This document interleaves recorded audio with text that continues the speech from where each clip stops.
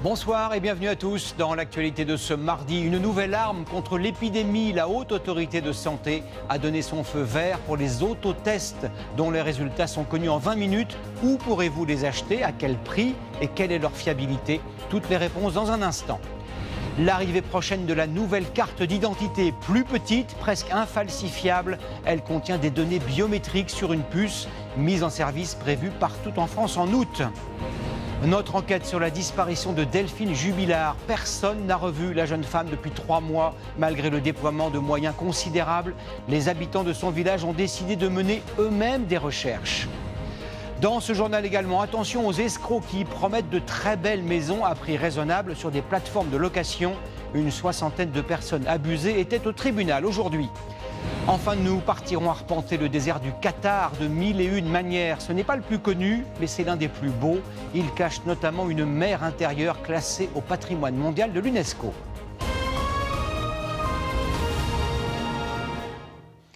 Elle a pris son temps, mais elle a finalement rendu sa décision. Ce soir, la Haute Autorité de Santé a donc validé les autotests. Ils sont déjà en vente libre aux États-Unis, au Portugal, en Allemagne, au Royaume-Uni. Comment fonctionnent-ils? Sont-ils aussi fiables que les tests PCR? Jean-Marie Bagayoko, Laurent Delsol, David Pires et Cédric Even.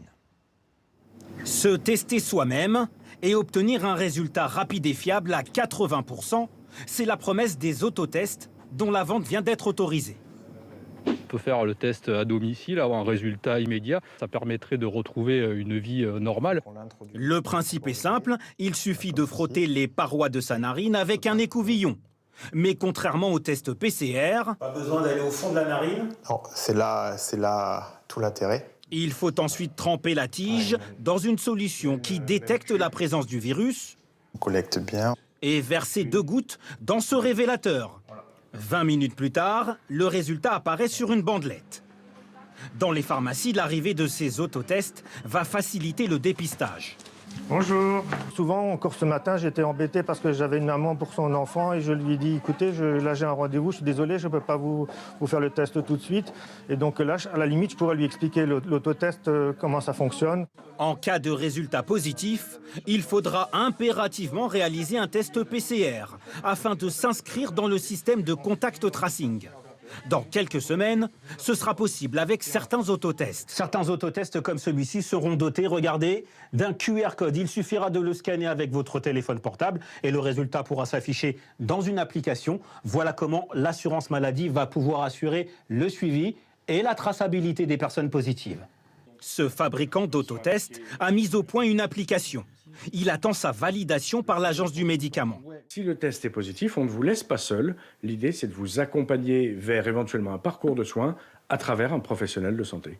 Pour l'instant, ces autotests ne sont recommandés que dans la sphère privée, 24 heures avant une réunion de famille ou un rendez-vous entre amis. Ce serait génial, quoi. Ce serait juste revivre un peu.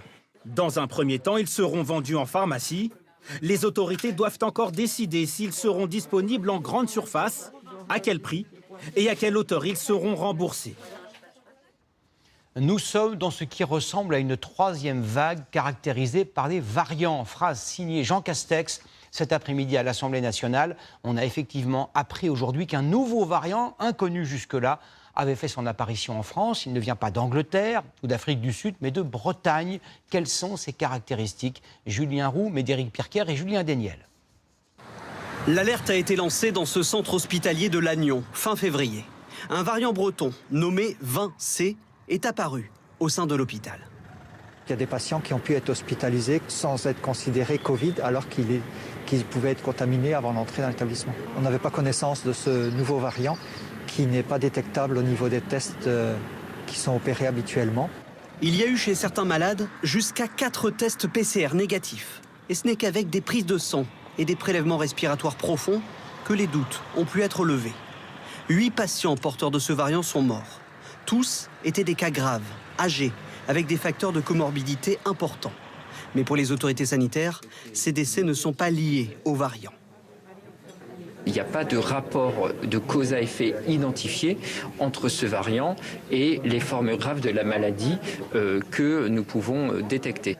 Ce variant a été classé sous surveillance, mais n'est pas considéré comme inquiétant. Il est en revanche plus difficile à détecter. Il va donc falloir le traquer, avec d'autres moyens. L'enjeu, il n'est pas par rapport à la sévérité de la présentation clinique, comme on dit, mais plus sur le risque d'avoir une transmission qui se fasse de façon silencieuse et que l'on détecte mal les personnes qui sont infectées. Donc, on va faire des prélèvements de salive pour voir si ce type de prélèvement, finalement, n'est pas mieux adapté. En attendant, tous les prélèvements positifs effectués ces derniers jours en Bretagne et dans d'autres régions vont être séquencés pour évaluer la circulation du variant. Des mesures sont également prises dans les Côtes-d'Armor pour freiner la transmission du virus. Port du masque obligatoire, alcool interdit sur la voie publique, tout comme les brocantes et les vides-greniers.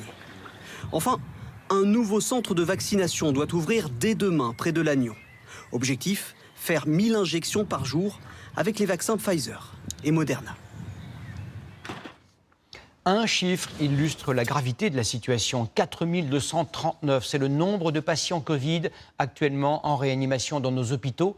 Il n'y en a jamais eu autant depuis novembre dernier et de nombreux médecins font pression sur Emmanuel Macron pour qu'il prenne des mesures plus strictes. Bonsoir Bastien Anger, vous êtes devant l'Élysée. Le chef de l'État a beaucoup consulté cet après-midi. Qu'en est-il sorti de concret ? Pour l'instant, rien ne fuite de ces échanges, mais avant de prendre une décision, le chef de l'État veut recueillir les dernières analyses du conseil scientifique, mais aussi des témoignages de la part de médecins réanimateurs de plusieurs régions, notamment l'Île-de-France, où les services de réanimation sont de plus en plus tendus. Alors, le chef de l'État va-t-il aller jusqu'à annoncer de nouveaux confinements locaux ? Tout est sur la table, me disait encore ce soir un conseiller de l'exécutif. Cette décision doit être prise demain matin en Conseil de défense. Merci beaucoup Bastien. La clé pour sortir au plus vite de cette épidémie, c'est bien sûr la vaccination de masse. La campagne est pour l'instant ralentie car le principal vaccin administré en France, AstraZeneca, est suspendu depuis hier. Les médecins, les pharmaciens, les personnes qui ont reçu une première dose se retrouvent en porte-à-faux. Que faut-il faire ? Toutes les explications avec Joséphine Devambé, Mathieu Dupont et Alix Ponsard. Stéphane Magnonnet a reçu sa première dose du vaccin AstraZeneca hier. Il se demande aujourd'hui s'il aura une deuxième dose et si oui, laquelle. J'attends qu'on me dise, voilà, l'AstraZeneca est remis en route ou alors on a trouvé un autre vaccin qui va compléter votre première injection. Son médecin généraliste croule sous les appels de patients inquiets des effets secondaires, des thromboses veineuses en particulier. On leur dit que s'ils ont mal au mollet, surtout qu'ils nous appellent. S'ils ont l'impression que le mollet devient dur, douloureux, vaut mieux qu'ils préviennent. S'ils ont une douleur thoracique et une difficulté respiratoire, surtout ils nous appellent. Pour le moment, aucun de ces patients ne s'en est plaint. Le médecin a dû s'arrêter hier en pleine séance de vaccination. Il lui reste 6 doses dans ce flacon ouvert. Si demain après-midi on ne reprend pas, ces doses-là sont fichues. Même frustration à l'ouverture de ce frigo chez SOS Médecins à Tours. 96 vaccinations étaient prévues rien qu'aujourd'hui. On a vacciné actuellement pas loin de 1000 personnes et aucun effet secondaire sur les 1000 personnes vaccinées. AstraZeneca représente presque la moitié des vaccins administrés en France chaque jour. Pour autant, si la suspension est levée au bout de quelques jours, elle ne perturbera pas le calendrier vaccinal.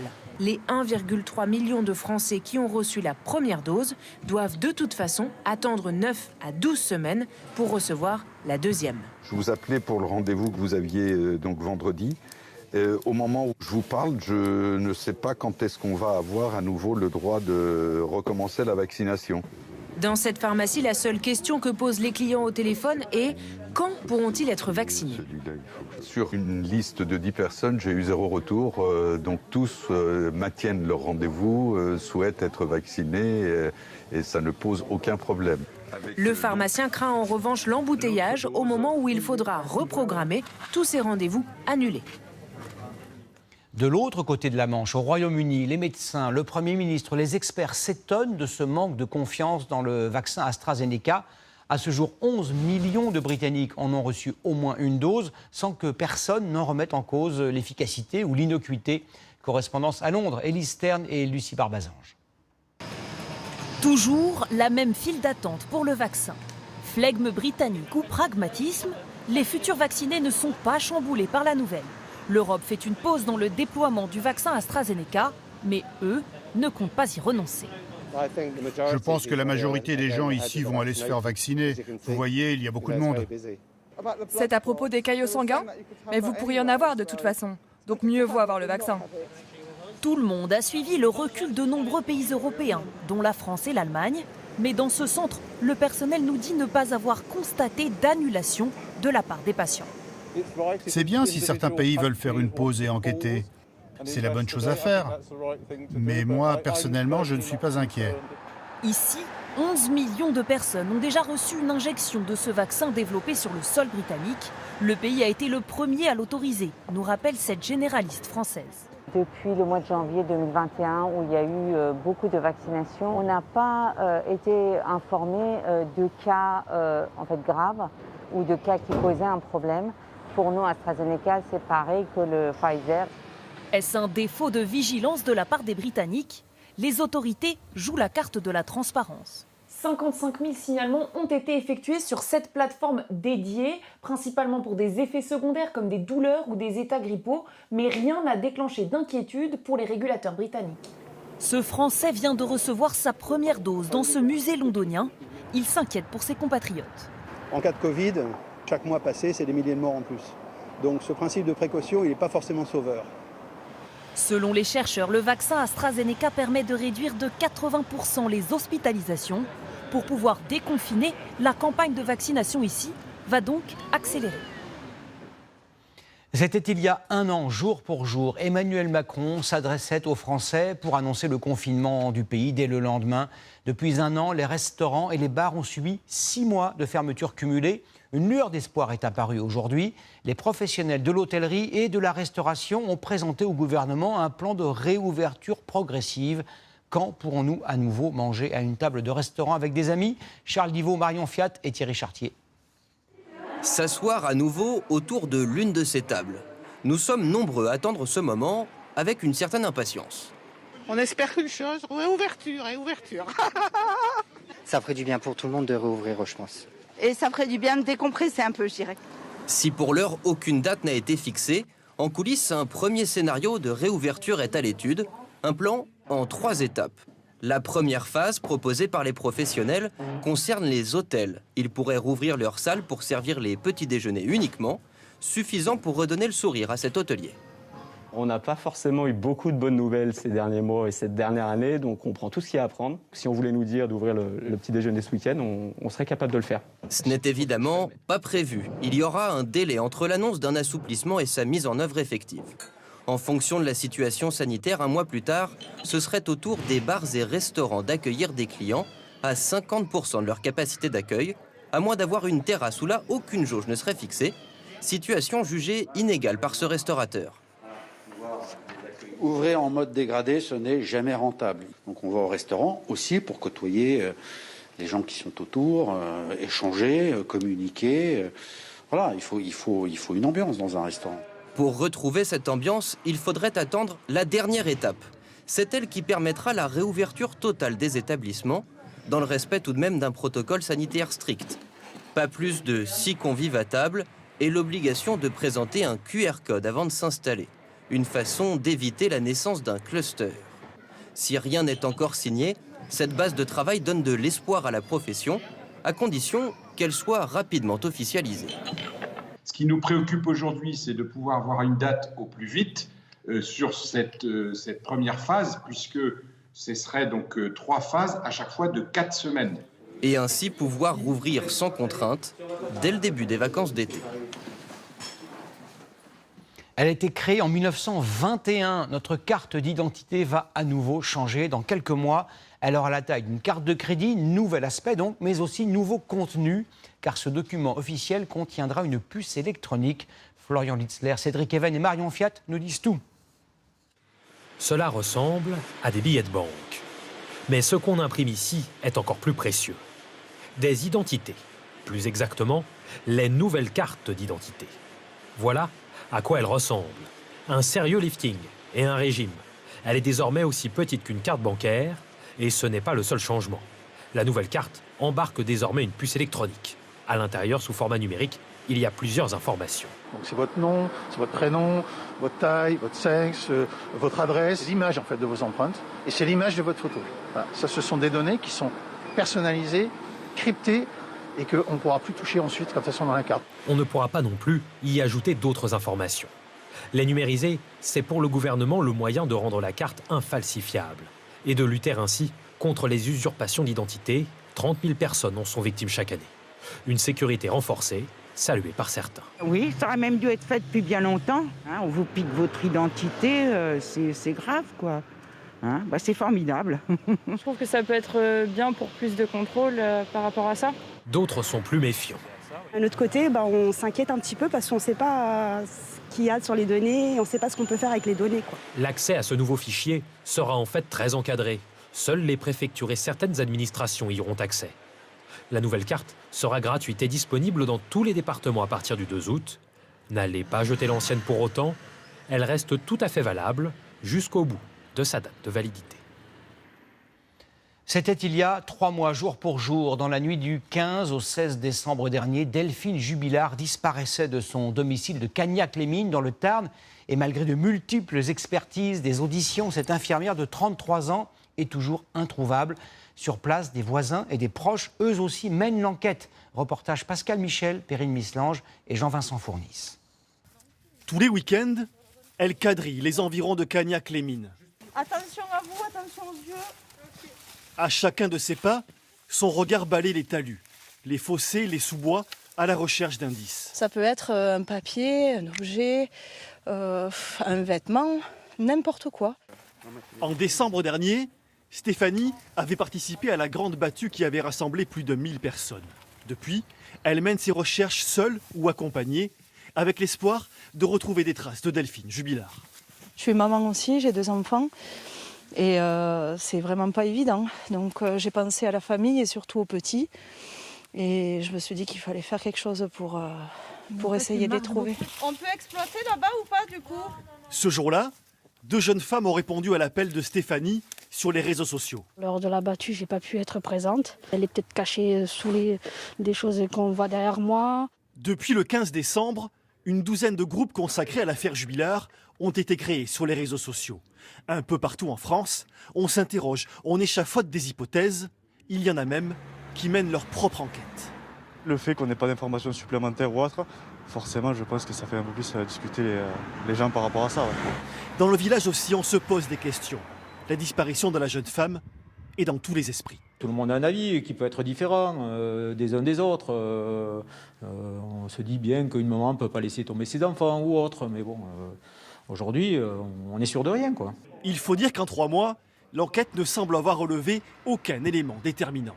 Alors, les gendarmes voient et revoient le fil de la nuit du 15 au 16 décembre, tel que Cédric le leur a raconté lors des auditions. Quand il se couche à 23h, Delphine reste au salon. À 4h, il est réveillé par les pleurs de sa petite fille et constate que sa femme n'est plus dans la maison. Il adresse alors un message à l'une des amies de Delphine, pensant qu'elle est chez elle. « Dis à Delphine de rentrer ». Sans réponse, il appelle les gendarmes. Dans cette enquête, difficile, aucune piste n'est écartée. Mais les frères et sœurs de Delphine se refusent à envisager une disparition volontaire. Delphine était une femme, une mère de famille qui venait d'avoir un 2e enfant, qui était très jeune, et en aucun cas pour eux, elle aurait abandonné ses enfants. Pour les besoins de l'enquête, Cédric a dû quitter pendant quelques semaines cette maison en chantier depuis des années. Aujourd'hui, il a réintégré le domicile familial et pour préserver son intimité et celle de ses enfants, il a monté des murs de parpaing à la va-vite. Pour son avocat, rien ne permet à ce jour de l'incriminer. Si une mise en examen devait être envisagée, elle l'aurait probablement déjà été. La mise en examen, c'est la réunion d'indices graves ou concordants et les juges n'auraient pas attendu inutilement la possibilité de mettre quelqu'un en examen dans ce dossier s'il existait ces indices graves ou concordants. Cédric Jubilard doit être prochainement entendu par les juges d'instruction. Peut-être un tournant dans l'enquête. En Espagne, après 1 an d'enquête, la police vient de réaliser une pêche miraculeuse dans un entrepôt de Malaga. Les spécialistes de la lutte contre le trafic de drogue ont trouvé un très curieux poisson. Benoît Cristal, nostalgique du Yellow Submarine des Beatles, nous raconte la suite, mais sans la musique. Un étrange vaisseau en fibre de verre, long de 9 mètres, construit loin des regards indiscrets dans ce hangar à Malaga, en Espagne. À l'intérieur, les policiers découvrent une soute très étroite où pourrait être stocké jusqu'à 2 tonnes de drogue. Et au sommet, une petite cabine de pilotage avec vue sur l'extérieur à travers ce hublot. Les narcotrafiquants n'ont pas eu le temps de l'utiliser. Nous pensons que ce submersible devait rejoindre au large un bateau-mer qui devait lui transférer sa cargaison de cocaïne afin de la faire parvenir jusqu'à sa destination finale en Europe. D'habitude, les narcos sous-marins partent d'Amérique latine en direction des États-Unis ou de l'Europe. Mais c'est la première fois qu'un tel engin est découvert en cours de fabrication sur notre continent afin d'alimenter un réseau qui toucherait le Royaume-Uni, les Pays-Bas et le Portugal. Il a été découvert lors de ce vaste coup de filet en Espagne contre des trafiquants de drogue opérant dans 8 villes différentes. 50 personnes interpellées, plus d'1 tonne de substances saisies, ainsi que des centaines de milliers d'euros en liquide. Selon les enquêteurs, les transferts à bord de sous-marins courants en Amérique risquent de se multiplier en Europe ces prochaines années. Près d'1 tiers de la cocaïne produite en Amérique latine y est consommée. Retour en France avec cette question. L'écotaxe va-t-elle faire son grand retour? Abandonnée il y a 7 ans, elle a été votée sous une nouvelle forme avant-hier par les députés. Et c'est maintenant aux régions de décider si elles veulent l'instaurer. Reportage dans l'Hérault et en Seine-et-Marne. Johan Engen, Aurélie Herrel et Fabienne Moncel. Dans cette entreprise de transport de marchandises basée à Sète, dans l'Hérault, le patron ne veut pas payer une taxe de plus. La taxe spéciale sur les consommations carburant, la taxe sur l'aménagement du territoire, la taxe générale sur les activités. Il nous en a listé 11 actuellement. La taxe à l'essieu et la taxe annuelle. Alors le retour de l'écotaxe, une de plus, ça sera insupportable. Selon lui, pour rester rentable, il n'y aurait alors qu'une solution. Si ça se répercute sur le transport, ça se répercutera sur le prix global du produit en magasin ou du produit livré chez le consommateur. Concrètement, à l'avenir, chaque région pourrait choisir de mettre en place ou pas une écotaxe, pourrait aussi choisir les routes soumises à ce dispositif et enfin le niveau de taxation. La Bretagne n'est pas intéressée, mais d'autres régions y sont favorables. La Nouvelle-Aquitaine, l'Occitanie, la Bourgogne-Franche-Comté, le Grand Est et l'Île-de-France. Leur objectif, inciter les transporteurs à choisir le fleuve ou le rail pour leurs marchandises. Pas si simple pour ce dirigeant qui fait uniquement du transport régional. Par exemple de Palaiseau jusqu'à Mitry-Mory, là en train ou en bateau c'est impossible. Donc de toutes les façons ça se fera par la route. Selon lui, cette taxe, qui ne concernera pas les principaux axes autoroutiers, mais davantage des routes secondaires, pourrait même être contre-productive. Si jamais ce camion, on l'empêche de passer ou on rend son trajet tellement cher qu'il ne passe plus, à ce moment-là, on va le remplacer par des camionnettes. Donc un camion, ça va être 12 camionnettes. En termes d'écologie, évidemment, d'émissions de CO2, d'émissions de particules, on n'aura rien gagné. Mais la région Île-de-France, elle, assure que l'argent récolté ira aux entreprises pour les aider à acheter des camions ou des camionnettes plus écologiques. Ce projet de loi sera examiné au Parlement à la fin mars. Partons dans un pays dans lequel les restaurants, les hôtels et tous les commerces sont ouverts depuis plusieurs semaines. La Chine est déjà sortie de la pandémie. Son économie redémarre. Ses exportations décollent. Elles ont même atteint leur plus haut niveau depuis 6 ans. Les Chinois nous vendent du matériel médical, mais aussi des canapés, des vélos, sans oublier bien sûr du matériel électronique. Reportage de nos correspondants Justine Jankowski et Frédéric Dufour. Le pays de Mao a retrouvé des couleurs. En pleine pandémie mondiale, la Chine n'a jamais autant vendu à l'étranger. 25% des exportations mondiales en 2020 contre 21% l'année précédente. Il y a bien sûr le matériel médical. Les masques de protection ont rapporté plus de 40 milliards d'euros. Alors que le reste du monde subit confinement sur confinement, les ventes de produits d'intérieur explosent. Hi-Fi, électroménager ou de quoi faire une bonne sieste. Pour Simon Dennecker, responsable commercial France de cette entreprise de canapés. Il faut juste venir le prendre ici, au milieu, sous le mécanisme. C'est une bonne nouvelle. Je pense qu'il se vendra extrêmement bien, surtout sur le marché français. Depuis l'été dernier, son usine de canapés dans le sud du pays tourne à plein régime. 1500 ouvriers y travaillent 6 jours sur 7. Les commandes ont augmenté de 40%. Les ménages français ont été frustrés, ils ont passé 2 mois sur leur vieux canapé. Dès que les magasins ont rouvert leurs portes, ils se sont rués chez eux pour investir un peu plus dans l'équipement de la maison. Chaque jour, l'entreprise expédie 1 millier de canapés, arrivée prévue 1 mois et demi plus tard dans nos grandes surfaces. Confinement, puis déconfinement, et là aussi la Chine en profite. Pour éviter la promiscuité des transports en commun, le monde entier s'est remis en selle. Une aubaine pour le plus grand producteur de vélos au monde. Chez ce fabricant, les commandes ont presque doublé depuis l'an dernier. La cadence s'accélère. Là, sur la gauche, c'est la ligne de production des vélos pour le Canada. Et de l'autre côté, c'est pour l'Asie du Sud-Est et l'Amérique latine. On a dû ajouter 2 lignes de production supplémentaires.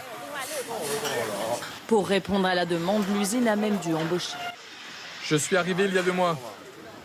Au milieu des VTT et des bicyclettes de ville, le vélo le plus vendu cette année, c'est ce modèle électrique.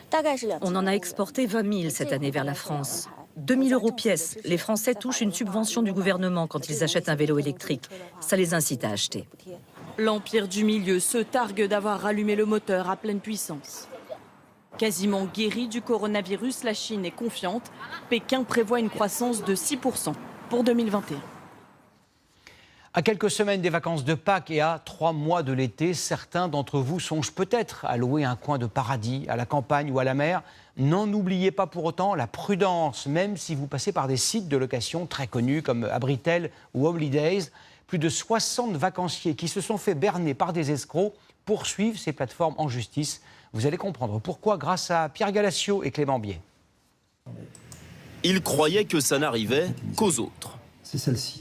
Et qu'il avait suffisamment tout vérifié avant de régler les 5 600 € pour louer cette magnifique villa 2 semaines l'été dernier.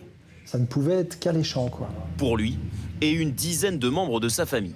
D'ailleurs, voici l'email qu'il avait reçu en mai dernier. Votre réservation est validée. Veuillez trouver ci-dessous les détails de votre réservation. A priori, un email officiel de la plateforme, mais en réalité, totalement contrefait.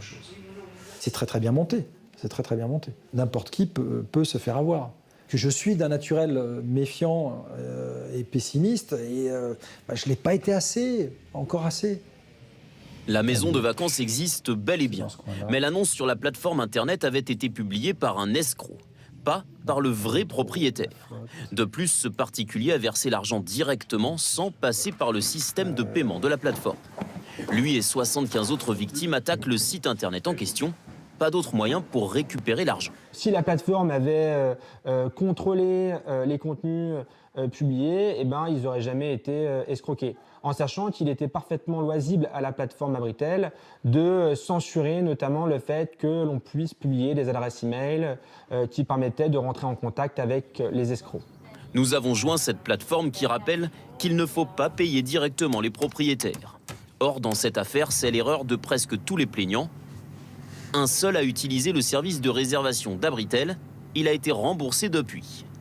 Autre conseil pour éviter les tromperies sur Internet, fuyez les adresses e-mail étranges et demandez à parler au propriétaire de vive voix pour vous assurer de son identité. De plus en plus souvent, lorsque nous achetons des fruits, de la viande, du poisson, nous regardons l'origine du produit. Le gouvernement voulait rendre cette indication d'origine obligatoire sur le lait, mais le Conseil d'État vient d'annuler le décret. Comment savoir d'où vient votre bouteille ou votre brique de lait de Normandie, du Danemark ou de Roumanie? Johan Engen, Fabienne Moncel et Thierry Marquez ont mené l'enquête. Au pays des vaches laitières et des bons fromages, nous vous avons montré 2 produits laitiers de grande consommation, un beurre et un yaourt. Leur lait est-il français? J'espère que ça vient de France, c'est tout ce que j'espère, tout ce que je souhaite. Je pense, j'espère. Eh bien non, il était belge. Pour le lait en brique, on est 100% français, tout comme sur la majorité de vos produits. Mais certains mélangent des provenances françaises et européennes. C'est écrit là, dans les ingrédients. Dans vos fromages, il peut y avoir du lait hollandais ou irlandais. Dans vos yaourts, du lait belge ou allemand. Pour vous, cette transparence est-elle importante? Je pense qu'il faut soutenir la qualité du travail de nos producteurs. Moi, je fais vivre les gens qui font du bon lait. Indiquer la provenance était obligatoire depuis 3 ans. Ce n'est désormais plus le cas. Au grand désespoir de cet éleveur normand rencontré ce matin.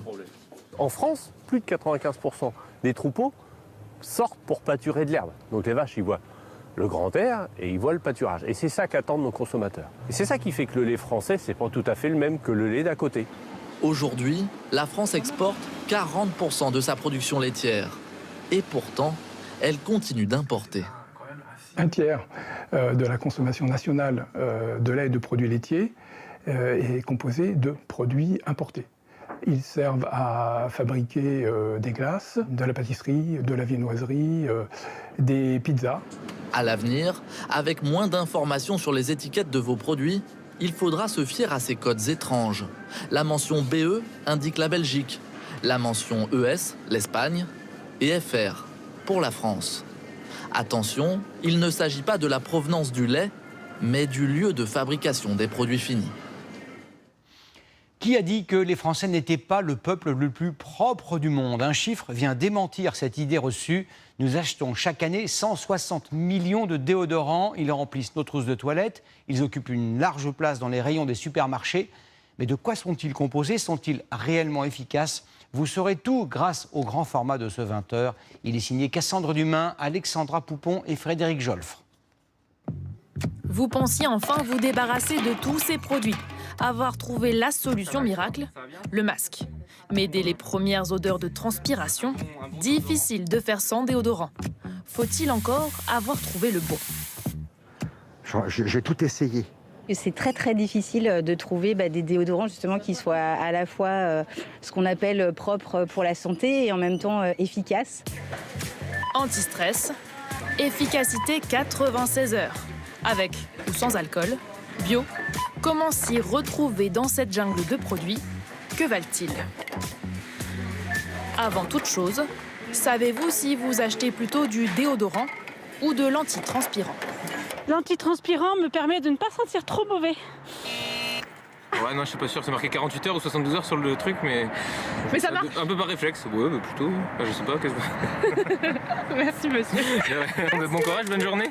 En spray, stick, en bille ou encore en crème, le déodorant va seulement agir sur vos mauvaises odeurs. Les mauvaises odeurs corporelles sont liées d'une part à la production de sueur par la peau, mais cette sueur est pratiquement inodore, contrairement à ce qu'on pense. Et en fait, c'est la présence de bactéries, et ces bactéries modifient et transforment les molécules présentes dans la sueur pour les rendre très odorantes. Le déodorant vous empêche donc de sentir, mais pas de suer. C'est plutôt le rôle de l'antitranspirant. Le principe des antitranspirants, c'est de se baser sur des sels d'aluminium qui vont agir sur les glandes qui produisent la sueur en bouchant les pores de la peau, ce qui va empêcher la sueur de sortir à la surface de la peau. Les sels d'aluminium, le principal ingrédient utilisé par les industriels pour bloquer la sueur. Pourtant, l'autorité de sécurité sanitaire recommande de restreindre son usage à 0,6% car il est soupçonné d'être cancérigène. Nous avons fait analyser 3 déodorants qui n'appliquent pas ce dosage recommandé. Faut-il s'en inquiéter? Non, pour cette dermatologue. Quand on trouve, par exemple, dans une tumeur cancéreuse, une molécule, un parabène, de l'aluminium, ça ne permet pas de dire que cette molécule est en cause dans le développement du cancer. Contacté, aucun des industriels n'a souhaité nous ouvrir les portes de leurs usines, excepté ici, à La Rochelle. Leurs produits ne contiennent ni alcool ni produits chimiques qui pourraient abîmer votre peau. Nous, ce qu'on va essayer de faire, c'est d'avoir le déodorant qui soit à la fois efficace et qui soit bon pour la santé. Donc l'efficacité, c'est vraiment 24 heures et la santé, ça va vraiment être enlever tous les mauvais ingrédients comme le sel d'aluminium, le triclosan. Formulés à base de nouveaux ingrédients, des probiotiques qui s'attaquent seulement aux bactéries responsables des odeurs. C'est des produits avec des noms barbares, donc par exemple Candida, Bombolica. Ces déodorants plus naturels envahissent les rayons, comptez entre 3 et 9 euros. Lui est sans doute au-dessus de ses contingences. Il a déjà les fourmis dans les jambes. Thomas Pesquet devrait décoller en direction de l'espace le 22 avril prochain. Et c'est une première. Il assumera les fonctions de commandant de bord de la Station spatiale internationale pendant 1 mois. Son séjour à 400 km au-dessus de nos têtes durera en tout 6 mois. Et nous suivrons bien sûr de très près son aventure en apesanteur. De son hublot, lors d'un précédent voyage dans l'espace, Thomas Pesquet avait photographié plusieurs déserts, dont celui du Qatar, moins connu que ceux de Jordanie ou d'Arabie Saoudite. Il est lui aussi remarquable. Une partie est d'ailleurs classée au patrimoine mondial de l'UNESCO. Si vous croyez qu'un désert est vide et qu'on ne peut rien y faire, ce reportage devrait vous faire changer d'avis. Reportage donc de nos envoyés spéciaux tout-terrain, Lise Ramboudou et Michael Merle. On connaît les imposants gratte-ciel de Doha, mais on connaît moins l'autre facette du Qatar, son désert et ses dunes à perte de vue. Quand vous êtes dans le désert, vous vous sentez dans un autre monde. Vous pouvez voir les différentes couleurs du sable, les différents designs des dunes, et ça change tout le temps. Avec Alam, notre guide, nous découvrons des paysages de rêve. Un désert, pas complètement vide, propice à toutes sortes d'activités. Là, devant nous, des voiles qui surfent sur les vagues de sable. Le parapente, c'est la distraction favorite des expatriés ici. On le voit du haut comme un oiseau et on a une espèce de sensation de liberté. C'est comme une séance de yoga quand on met les pieds dans le désert, c'est très très agréable. C'est magnifique, surtout quand le soleil descend sur les dunes. C'est tellement beau. Bon allez, je vais décoller. Attention. Et nous aussi, on va décoller. En 4x4. C'est une autre sensation forte du désert, le dune bashing. Monter et descendre les dunes à toute vitesse. Il faut de l'expérience pour ça. Dans le désert, il faut savoir comment conduire. Par exemple, pour ce gars qui arrive là devant, je mets mon clignotant à droite, il comprend que je vais sur la droite, et lui, il va sur la gauche. Car le week-end, le désert est devenu un terrain de jeu pour les Qataris fortunés. Démonstration en buggy survitaminé. Vous voulez monter? On essaye le buggy. Bye bye, Mickaël. Un sport enivrant, sans limite, même s'il n'est pas très bon pour la planète. C'est dangereux, mais c'est super. Quand tu entends le son du buggy, ça peut te rendre fou. Il faut vraiment se contrôler. Nous poursuivons vers l'extrême sud. Notre guide nous parle d'un joyau caché. Aux confins de l'Arabie Saoudite, voici Roh al-Hadaïd, une mer intérieure, au beau milieu des dunes. Elle est classée au patrimoine mondial de l'UNESCO. On se détend ici. Cette mer est très profonde, 12 à 13 mètres. Vous pouvez attraper de gros poissons. De cette terre aride, les Bédouins ont disparu, mais pas les dromadaires. Ils sont choyés, préparés comme des athlètes pour les courses. Très populaires ici. Mais où vont-ils?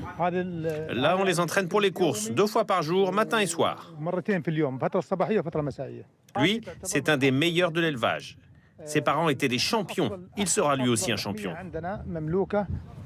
Et le prix de ces animaux atteint des sommes astronomiques. Jusqu'à 1 million d'euros, nous dit Ahmad Al-Jarab. Lui, c'est un riche éleveur, fidèle aux traditions bédouines. Les chameaux, on les a utilisés durant des milliers d'années pour se déplacer et transporter des marchandises dans tout le Moyen-Orient. Ils étaient aussi les messagers de l'islam et de la paix. Ils allaient jusqu'à la Mecque. Dehors, alors que la tempête de sable s'annonce, nous allons à la rencontre de Hadi Al-Mari, un dresseur de faucons. La fauconnerie est une tradition millénaire au Qatar. Les rapaces sont élevés pour chasser dans le désert. Hadi veut nous montrer ses plus beaux oiseaux de proie. Dans cette tente luxueuse et climatisée, quelques-uns des faucons les plus rapides de la planète, jusqu'à 350 km/h en piqué. Ils nous regardent là, hein, c'est incroyable. Ils peuvent voir jusqu'à 5 km. Là, ils nous regardent, oui. Quand on chasse dans le désert, ces faucons capturent des oiseaux. Ils les voient de très loin et très précisément. Un regard perçant, qui en fait le roi du désert de ce riche émirat. Mais déjà, le soleil couchant vient embrasser les dunes et embraser la mer. Nous attendons les étoiles. C'est une première en France. Un tableau de Gustav Klimt, fierté du musée d'Orsay, va être restitué à ses anciens propriétaires. Une famille juive qui avait été spoliée avant d'être déportée. C'est une très longue histoire qui commence en 1938. Regardez ce reportage de Christophe Abel et Bruno Chastanier. Dernier examen avant le départ. Conservée au musée d'Orsay depuis près de 30 ans, cette œuvre de Gustav Klimt va être restituée aux ayants droit de Nora Stiasny, une Autrichienne juive, victime de l'Holocauste. Nous réparons une injustice Et donc nous accomplissons, je pense, avec beaucoup de fierté et d'exigence, un devoir. C'est l'honneur et c'est le devoir d'un grand musée comme Orsay de savoir regarder l'histoire en face et donc de se séparer d'un très beau tableau. Rosier sous les arbres. L'œuvre du peintre autrichien est achetée en 1911 par un collectionneur. Il en fait don à sa nièce, Nora Stiasny, en 1938 durant l'occupation en Autriche. Ruinée et persécutée, la jeune femme vend sous la contrainte la toile aux nazis à un prix dérisoire. Elle meurt dans un camp polonais en 1942 avec son mari et son fils. La toile réapparaît 40 ans plus tard. La France en fait l'acquisition auprès d'une galerie d'art suisse, ignorant l'histoire chargée de cette peinture. C'est grâce à cette chercheuse autrichienne que la vérité de ce tableau a pu être dévoilée. Depuis plus de 20 ans, elle enquête sur les spoliations dont fut victime cette famille et a pu retrouver ses descendants. C'était comme si un poids très lourd s'enlevait de leurs épaules. On a redonné l'histoire au tableau. Avant, c'était un tableau avec une histoire qui n'était pas tout à fait claire. Maintenant, elle est claire. Et c'est ceci qui rend valeur aux choses. C'est le juste retour d'un bien, a déclaré la ministre de la Culture, la seule œuvre de Gustav Klimt présente dans les collections publiques françaises. Comme chaque soir, c'est l'heure bien sûr de répondre aux nombreuses questions que vous nous posez. Bonsoir Alexia Mayer. Bonsoir. Cette première question. Je voudrais participer au conseil municipal de ma commune en tant qu'administré. Il a lieu à 20h après le couvre-feu. Puis-je bénéficier d'une dérogation pour y assister? Eh bien non, Gilles, assister à un conseil municipal n'est pas un motif dérogatoire pour un administré, donc un particulier. En revanche, les élus peuvent y assister, et heureusement, puisqu'il s'agit d'un déplacement professionnel. Autre question. À l'école, on demande à mon fils de 11 ans de porter un masque en cours de PS. Est-ce que c'est normal? Non, ce n'est pas normal. Nous avons échangé avec le ministère des Sports qui nous confirme que le masque n'est pas conseillé lors de la pratique sportive. Mais dans l'espoir d'accélérer la réouverture des salles de sport, les masques sportifs, regardés comme celui-ci, sont attendus avec impatience. Enfin, cette question, je ne veux dénoncer personne, mais je vois de plus en plus de bars qui proposent de consommer une boisson devant l'établissement. Ça crée des attroupements. Est-ce que c'est légal?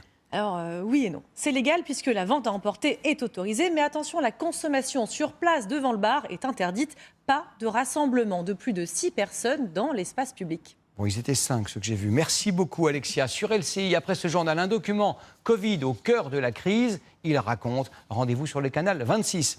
Sur TF1, dans un instant, la météo d'Evelyne Delia, suivie de votre série SWAT. Demain, à 13h, Marie-Sophie Lacaro. Je vous donne rendez-vous à 19h45 pour l'édition spéciale, à 20h pour votre journal. Excellente soirée à tous. Prenez soin de vous. À demain. Retrouvez toute l'info sur LCI, canal 26.